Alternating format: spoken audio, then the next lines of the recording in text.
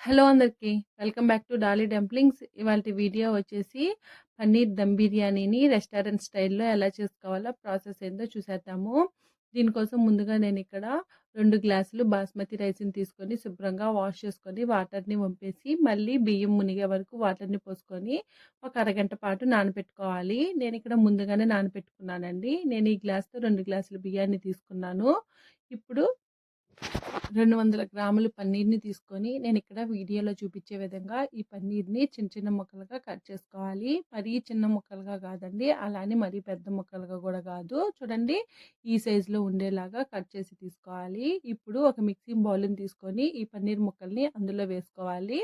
ఇప్పుడు అర table spoon salt, పావు టేబుల్ స్పూన్ పసుపు, అర టేబుల్ స్పూన్ కారం, ఇందులోనే 2 టేబుల్ స్పూన్ల వరకు పెరుగుని వేసుకొని ఈ మసాలా అంతా ఈ పన్నీర్‌కి పట్టేలాగా బాగా కలుపుకోవాలి.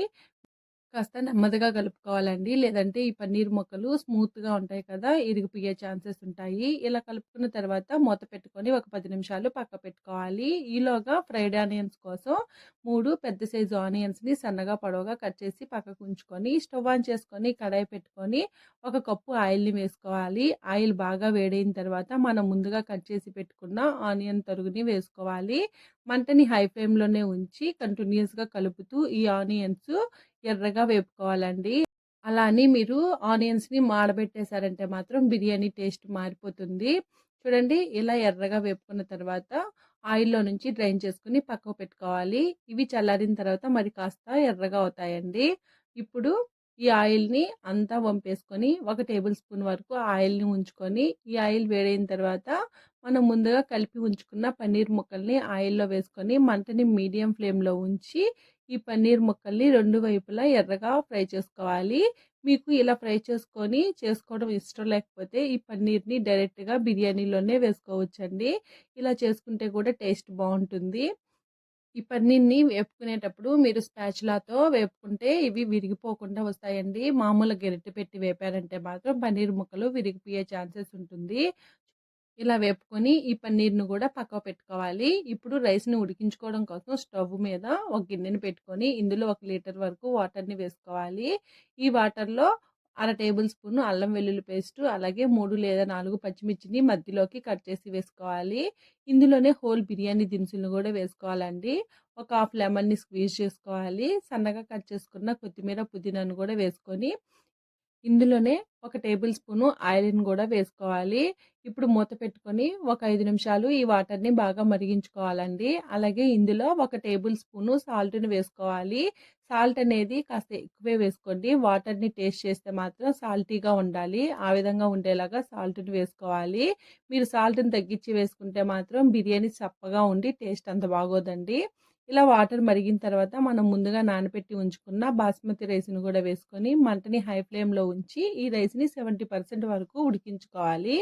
ఈలోగా మీరు ఏ గిన్నెలో అయితే బిర్యానీని చేసుకోవాలనుకుంటారో ఆ గిన్నెలో మనం ముందుగా వేయించి పెట్టుకున్న పన్నీరు, అలాగే ఒక టేబుల్ స్పూన్ సాల్టు, అర టేబుల్ స్పూన్ పసుపు, ఒక టేబుల్ స్పూన్ ధనియాల పొడి, ఒక టేబుల్ స్పూన్ గరం మసాలా, ఒక టేబుల్ స్పూను కారం పొడి, ఇందులోనే హోల్ బిర్యానీ దినుసులు కూడా వేసుకోవాలండి. అలాగే 2 మీడియం సైజ్ టమోటాలని మెత్తగా పేస్ట్ చేసి వేసుకోవాలి. ఇందులోనే ఒక టేబుల్ స్పూన్ అల్లం వెల్లుల్లి పేస్ట్‌ని కూడా వేసుకోవాలండి. ఇక్కడ అల్లం వెల్లుల్లి పేస్ట్ వేసింది రికార్డ్ కాలేదు.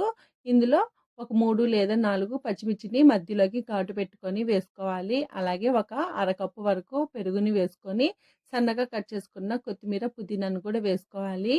ఇందులోనే కొన్ని మనం ముందుగా వేయించి పెట్టుకున్న ఫ్రైడ్ ఆనియన్స్‌ని కూడా వేసుకోవాలి. అలాగే 1.5 టేబుల్ స్పూన్ వరకు బిర్యానీ మసాలాని వేసుకొని ఒక హాఫ్ లెమన్‌ని స్క్వీజ్ చేసుకొని ఒకసారి బాగా కలుపుకోవాలి.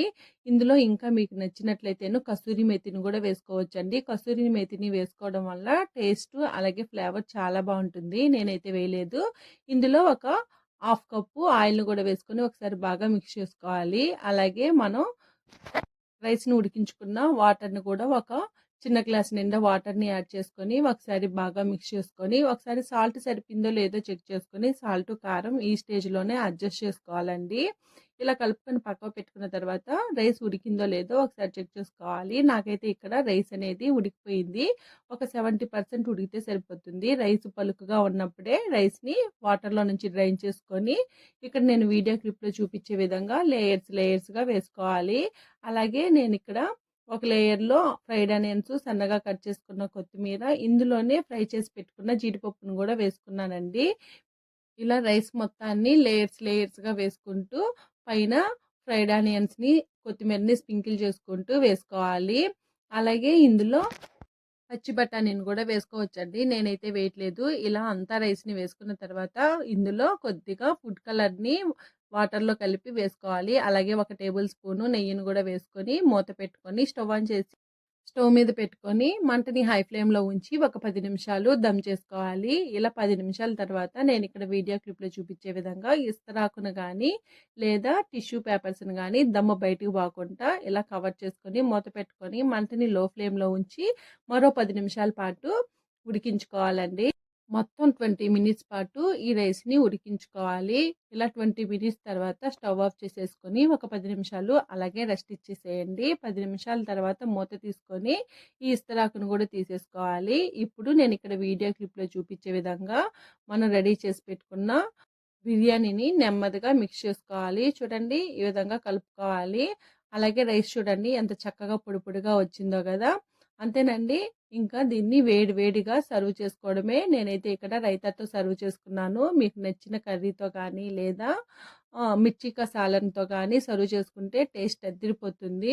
చూసారు కదా! పన్నీర్ దమ్ బిర్యానీని ఎలా చేసుకోవాలో ప్రాసెస్ ఏందో. ఈ వీడియో మీకు నచ్చితే లైక్ చేయండి, షేర్ చేయండి. మరిన్ని రెసిపీస్ కోసం ఛానల్‌ని సబ్స్క్రైబ్ చేసుకోండి. Thank you.